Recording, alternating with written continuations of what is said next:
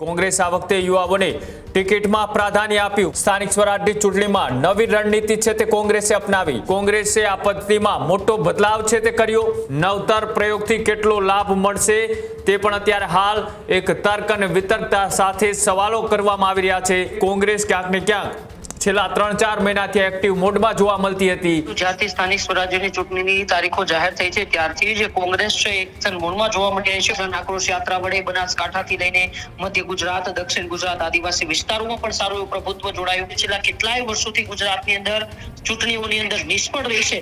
શું એ કોઈ મોટો બદલાવ લાવશે? કારણ કે એ જ જૂના ચહેરાઓ, એ જ જૂના જોગીઓ ફરી એક વખત મેદાને ઉતરશે। કારણ કે જ્યારે સંગઠનની વાત આવતી હોય ત્યારે એ જ જૂના ચહેરાઓને કોંગ્રેસ ફરી એક વખત રિપીટ કરતી હોય। ત્રિપાખીય જંગમાં જરૂરથી ટક્કર થવાની છે। ત્રણેય પાર્ટીઓએ યુવાનો અને શિક્ષિતોને જ્યારે મેદાને ઉતાર્યા છે ત્યારે જોવાનું રહેશે કે કોંગ્રેસની આ રણનીતિ એ સકારાત્મક પરિણામ લાવી શકશે કે પછી ફરી એક વખત એ જ પરિસ્થિતિમાં કોંગ્રેસને નિરાશા મળશે। ત્યારે જ ન્યૂઝરૂમ ગુજરાતની યુટ્યુબ ચેનલને સબસ્ક્રાઇબ કરો અને ઇન્સ્ટાગ્રામ અને ફેસબુક પર ફોલો કરો। અપડેટ રહો, સત્યની સાથે રહો।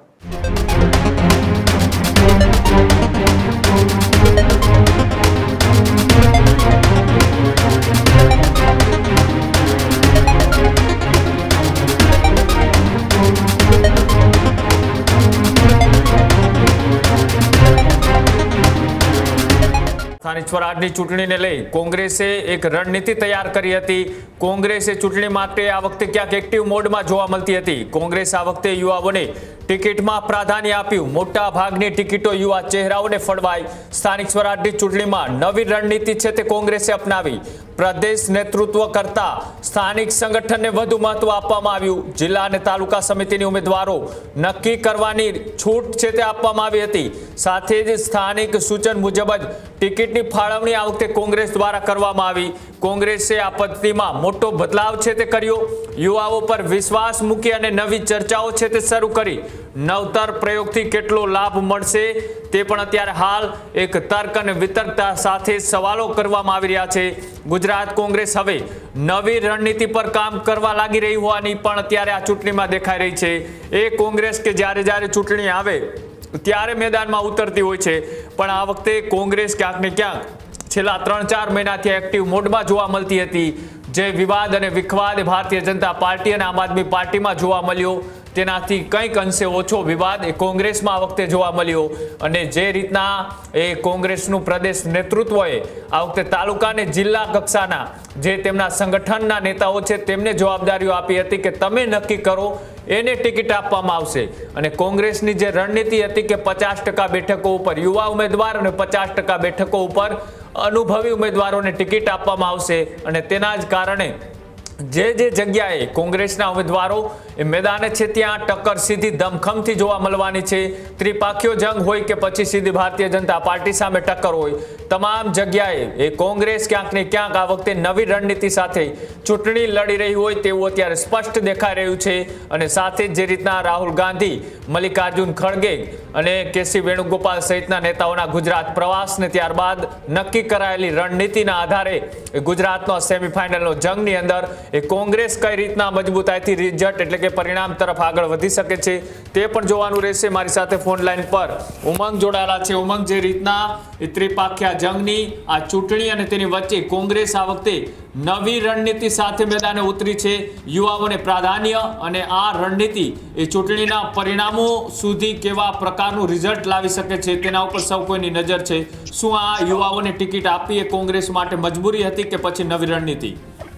જી બિલકુલ કૃણાલ, વાત કરવામાં આવે તો જ્યારથી સ્થાનિક સ્વરાજ્યની ચૂંટણીની તારીખો જાહેર થઈ છે ત્યારથી જ કોંગ્રેસ છે એક્શન મોડમાં જોવા મળી રહી છે। પરંતુ આપણે વાત કરી કોંગ્રેસની રણનીતિની તો સ્થાનિક સ્વરાજ્યની ચૂંટણીની જ્યારે તારીખો પણ જાહેર નહોતી થઈ, જ્યારથી એ પ્રદેશ પ્રમુખ તરીકે ફરી એક વખત અમિત ચાવડાને સુકાની સોંપવામાં આવી ત્યારથી જ અમિત ચાવડા એક્શન મોડમાં જોવા મળ્યા। જન આક્રોશ યાત્રા વડે બનાસકાંઠાથી લઈને મધ્ય ગુજરાત, દક્ષિણ ગુજરાત, આદિવાસી વિસ્તારોમાં પણ સારું એવું પ્રભુત્વ જોડાયું। પરંતુ સૌથી મોટો સવાલ હતો કે આ વખતે સ્થાનિક સ્વરાજ્યની ચૂંટણીમાં એ કોંગ્રેસની શું નવી રણનીતિ હશે તેને લઈને સૌથી મોટો સવાલ હતો। આ વખતે કોંગ્રેસ જે છેલ્લા કેટલાય વર્ષોથી ગુજરાતની અંદર ચૂંટણીઓની અંદર નિષ્ફળ રહેશે, શું એ કોઈ મોટો બદલાવ લાવશે? કારણ કે એ જ જૂના ચહેરાઓ, એ જ જૂના જોગીઓ ફરી એક વખત મેદાને ઉતરશે. કારણ કે જ્યારે સંગઠનની વાત આવતી હોય ત્યારે એ જ જૂના ચહેરાઓને કોંગ્રેસ ફરી એક વખત રિપીટ કરતી હોય, ત્યારે ચૂંટણીઓમાં મોટા બદલાવની જરૂર હતી કે ચૂંટણીઓની અંદર જો કોંગ્રેસ ફરી એક વખત જૂના જોગીઓને મેદાને ઉતારશે તો પછી પરિણામો એના એ જ રહેવાના છે. પરંતુ હવે કોંગ્રેસે રણનીતિની અંદર ફેરફાર કર્યો છે.